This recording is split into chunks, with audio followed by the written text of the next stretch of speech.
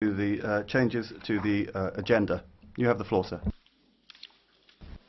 Presidente, la ringrazio, mi dispiace interrompere. Thank you, President. Sorry to interrupt you, but I've just heard that a judge in Tehran has passed a death sentence on Mr. Jaldili, who's a university professor who teaches at the University of Turin and Stockholm.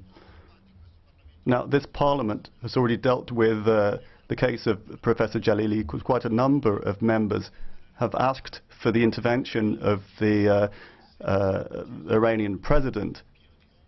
There are a lot of doubts expressed as to the validity of this case, that Mr. Jalili is being accused of being in the pay of foreign powers. Over the last few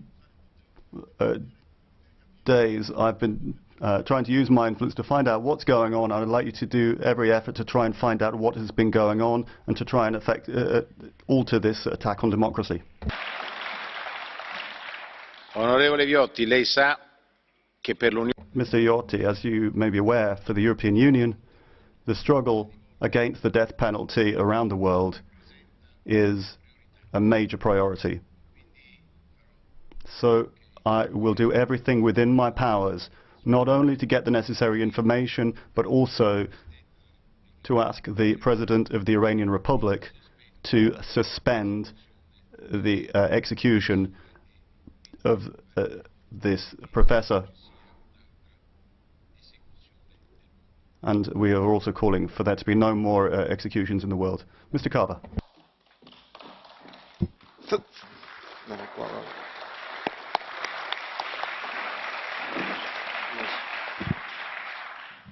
Thank you, Mr. President. Mr. President, you quite rightly called the House to order with regard to taking a minute's silence. Could I ask the Parliament to record my record, and perhaps you would like to join me in that, in sending condolences to the 300 victims of an al-Shabaab terrorist bomb in Mogadishu in Somalia, and the many, many hundreds of victims. Perhaps that could be added to the record of the Parliament. Thank you.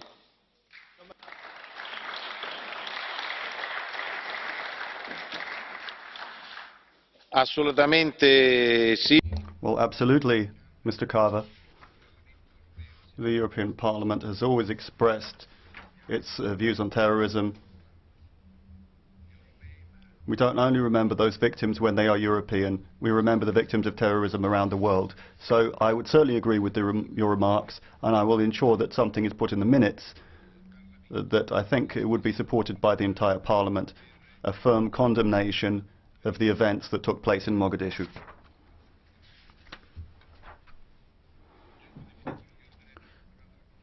The minutes of the Conference of Presidents has also been distributed. As for the work tomorrow, on Tuesday, the Green Group have asked for a resolution to be added to conclude the debate on the Commission declaration on the fight against child molestation and sexual abuse in the European Union. That would be voted on. I'll give the floor to Mrs. Ska KELLER to ground the request from her group. Much indeed. We're going to discuss cases of sexual harassment, and as you for sure have also seen, that we have also reports about cases of sexual harassment happening inside the European institutions, also inside the Parliament. So it's really important that we have a debate about that, but I think it's not enough to just talk about it. We should also write down what we are going to do against it. We as European Union, also we as EU institutions, so that we also commit ourselves to changing this horrible situation, because we can and we will not accept such harassment inside this Parliament or elsewhere in the European Union. Thank you.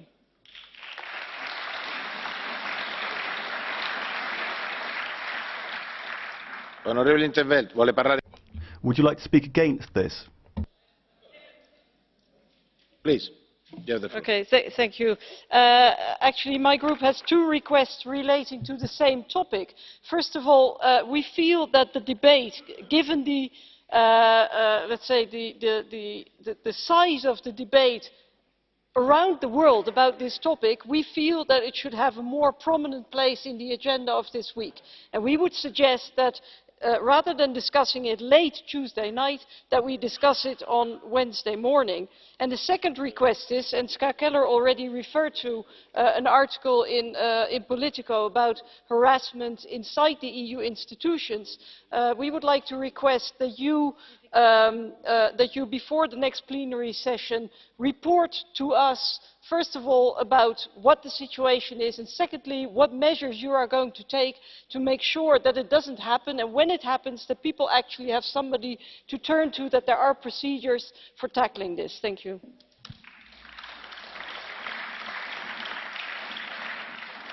Allora andiamo. Okay, so let's take this in order. First of all, we have to decide whether we are going to be adding a resolution to wind up the debate on on combating sexual harassment and abuse in the EU. So that's as proposed by Mrs. Ska KELLER. Then we have the proposal from Mrs. in 't Veld, which is that we would change the date. But first of all, we have to decide on the content and then on the date. So I don't see any need to wait till the next session to decide that. Is there anyone who wants to speak against the proposal from Mrs. Ska KELLER? No. So who's in favour? Who's against? Abstentions? So the request is adopted. The debate on the Commission statement combating sexual harassment and abuse in the EU will be wound up by a resolution to be voted on at the next part session.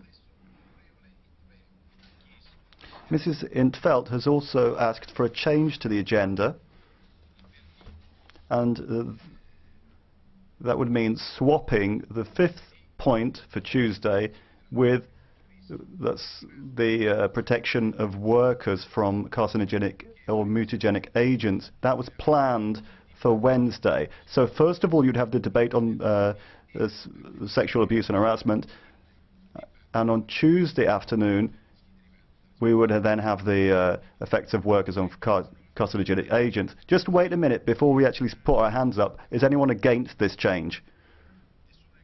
Okay, no one wants to speak against it. Oh, Mrs. Rodriguez.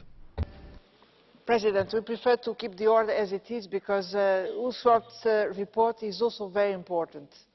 Of course, we know that this debate is crucial for us, but we don't agree to change the order. Allora votiamo la proposta. Right, so we're voting on the proposal from Mrs. in 't Veld. Who's in favour to Mrs. in 't Veld's proposal? Who's against? Abstentions? Proposal is adopted. So the declaration. Oh, sorry, Mr. Weber. President,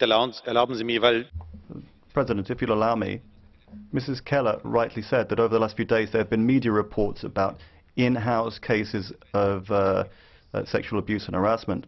So maybe the Bureau of the Parliament should be dealing with this subject. I think that this needs to be dealt with rapidly. We have the necessary structures, and I don't think that we can permit this kind of behaviour to take place within this House.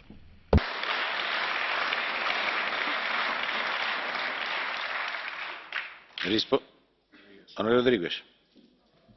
We underline that, of course, we also support this request directed to the President of the Chamber, of course.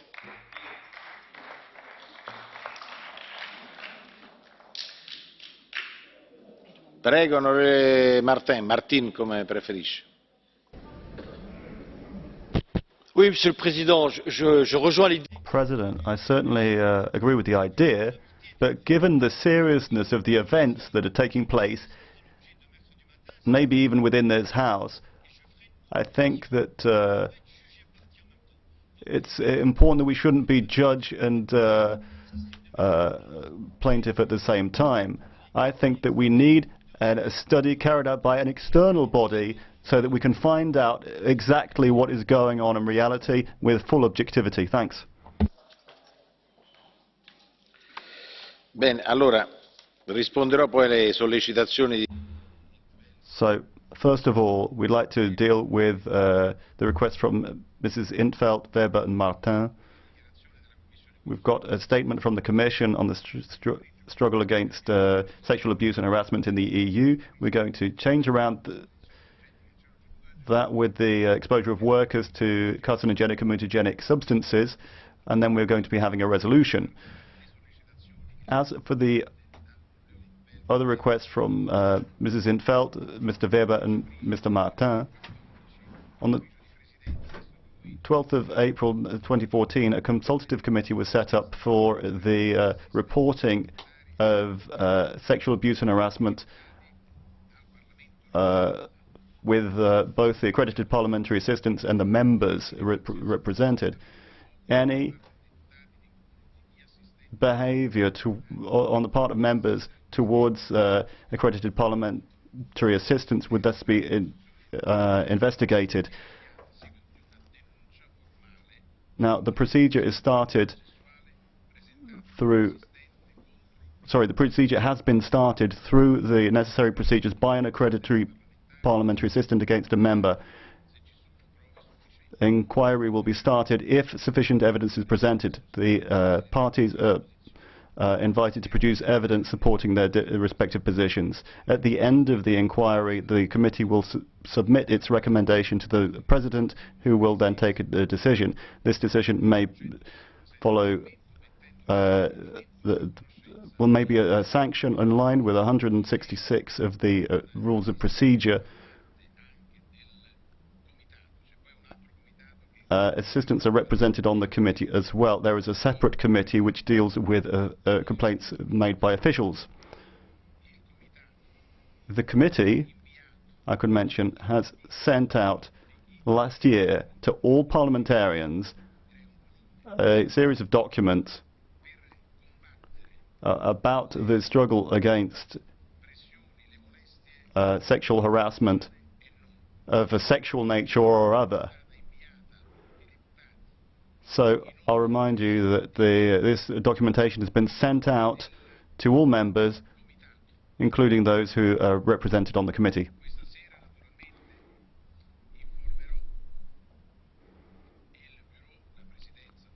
I will inform the Parliament's Bureau about all necessary initiatives.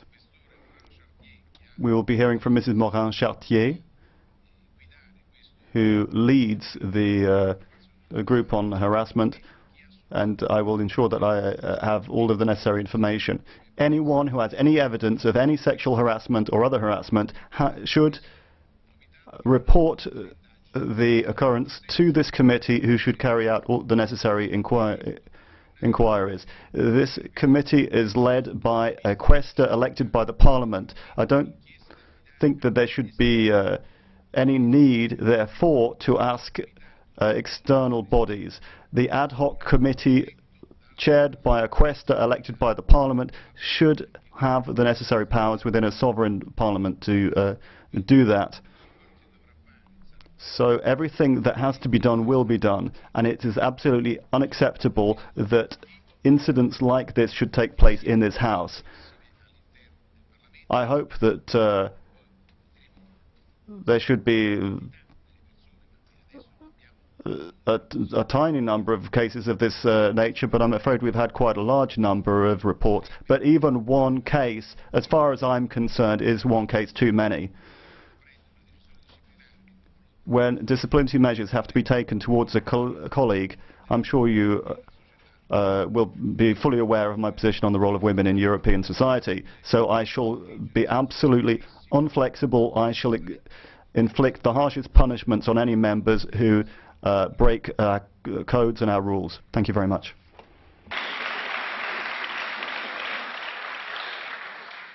Passiamo alla giornata. Let's then move along to Wednesday. The Greens EFA group has requested that the joint debate on the entry-exit system, currently scheduled on Wednesday morning, be postponed to a later part session. I'll give the floor to Mrs. Ska KELLER to move the request. Thank you. I would like to ask colleagues that we postpone this vote, because the European Court of Justice in July has decided that the passenger data agreement with Canada cannot be concluded, and one of the main reasons was illegal data retention. The court made clear that data about European travellers cannot generally be retained for years by Canadian authorities. But now, with the entry-exit system, we would actually retain for years the personal data of the Canadians coming to Europe, so doing exactly the same to our counterparts, and I really don't see how we could explain that to our Canadian partners. Therefore, we have requested an independent legal analysis of the implications of the court decision, which we will publish tomorrow. And this study clearly says that the entry-exit system poses serious problems, because the data retention periods are far too long and not justifiable, and because rules on access by law enforcement agencies are not specific enough. And I think we as Parliament should not adopt EU legislation that will likely be struck down by the ECJ again. At the very least, we would like to ask you to help postpone the vote until we can have more legal expertise on the matter and study it carefully. So therefore, we propose to postpone the vote. Thank you. Grazie, onorevole Keller. Thank you very much, Mrs. Keller. Mr. Díaz de Mera would like to take the floor on this point against the request. Gracias, señor presidente. Thank you very much. Thank you very much, President. On behalf of my group, well, we reject this particular proposal made by the Greens for numerous different reasons, but basically because, well, first of all, the regulation includes a robust system for the protection of data. Mr. Mutarelli, the European supervisor, is the guarantor of the correct use of the retention of data in general. So this is included within the regulation. And secondly, the legal services of the three institutions of the Council, Commission and Parliament have said verbally and in writing, and a petition in response to a petition of the Greens, they've said quite clearly that 1.5, which refers to PNR, EU, Canada, has no impact whatsoever on this particular regulation on entry and exit. And third, and very important indeed, you'll all remember with great pain indeed, and above all the German colleagues, that there was a terrorist attack in the Christmas market in Berlin. Well, what I'd like to say to you, colleagues, is that the aggressor, the particular terrorist, used 15 different identities. 15 different identities. If we had the entry and exit system in place, this would not have been possible. So, dear colleagues, I would like to beseech you, I would like to ask you once again that we have this particular vote on entry-exit system on Wednesday morning. Thank you very much. Allora pongo in votazione la richiesta. So I will put to a vote the request from the Greens group.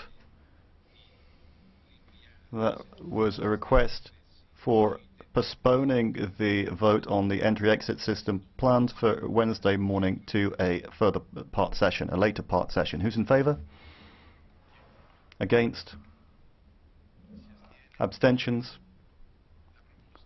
The proposal is rejected, so the agenda remains unchanged.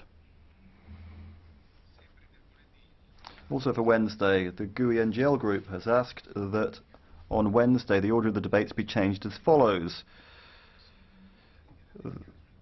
The Council and Commission statements on response mechanisms to the forest fires in northern Spain and Portugal should be taken as the first item of the afternoon before the topical debate.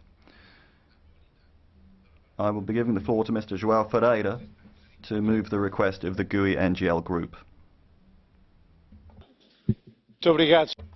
Thank you very much, President.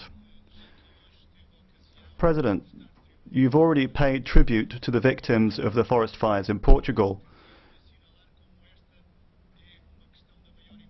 And you were right in saying this was an issue of major importance, and it is. Faced with this kind of catastrophe, we shouldn't simply be discussing the necessary support that we immediately need to mobilize for the victims and their families, but we also need to talk about an appropriate framework for preventing this kind of tragedy at the European level. This is a subject which does not only affect the two countries who were most directly affected last week. It's a question which affects all of us. Given the importance of this subject, which you rightly underlined, what we would like to see is to give greater visibility to this debate. If this was to be at 10 or 11 o'clock in the evening on Wednesday, then I think that would not be visible enough. I'm suggesting this should be moved forward to earlier in the afternoon, to 3 o'clock in the afternoon. Thank you. Thank you very much, Mr. Ferreira. Is there anyone who would like to speak against that motion?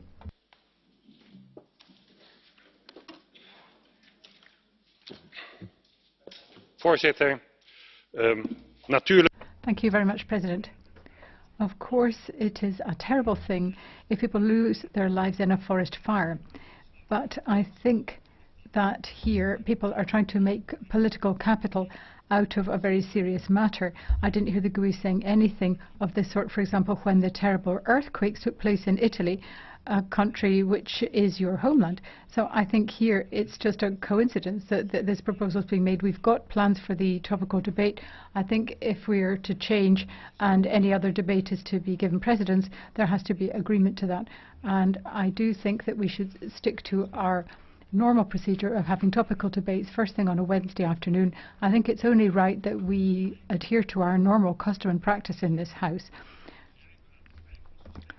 After all, it is extremely important for us to have a debate on an issue such as respect for the fundamental and human rights and dignity of our assistants and people working in this House. I think that's very important. Thank you. Thank you, Mr. de GRAAFF. I'd now like to put to a vote the proposal from Mr. Ferreira on behalf of the United Green Left and the Nordic Green Left. This is to bring it forward to the start of Wednesday afternoon. That's the response mechanisms. In favour? Oh, it's a roll call vote that's been requested, in fact, on the forest fires. So the vote is open.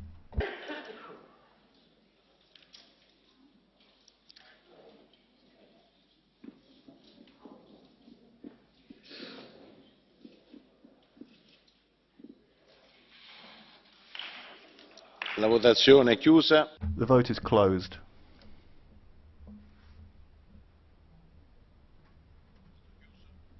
The vote is closed. The proposal is rejected. So the agenda remains unchanged. So the agenda is thus adopted. That brings us to the report from Mr. Tocano on fertilizer products bearing the CE marking. Sono io, no?